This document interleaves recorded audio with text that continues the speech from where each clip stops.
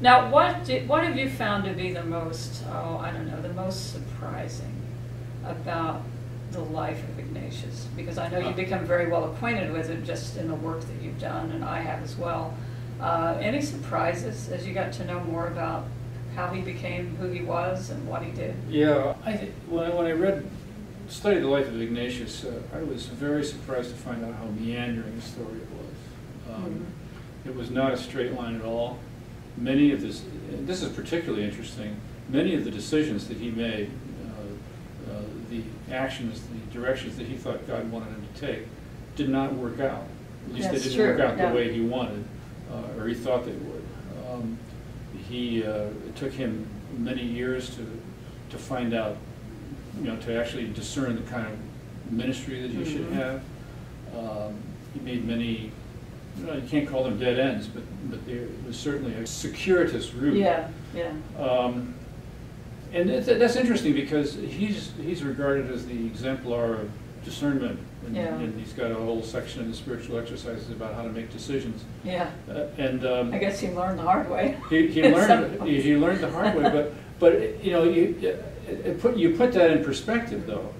The decision is not the most important thing. The most important thing is loving God and following God. Yeah. The decision, the action, the work you do, etc., is a means to love God. You can make the best decision that you can possibly make, but you can't control. The outcome of that decision depends on other people most of the time, and sometimes it won't go the way you think, but that's okay. There's always plan B, C, D, and F, and so forth. As long as you love God, your meandering journey will continue. Yeah, which he ended up doing a few times. Yeah. I think what surprised me, I just didn't realize it until I read more about his life, was especially in the early days and even the first couple of years, I think, of his newfound faith in God. As you said, he was very passionate after his conversion. I didn't realize how significant a role women played in his life early on.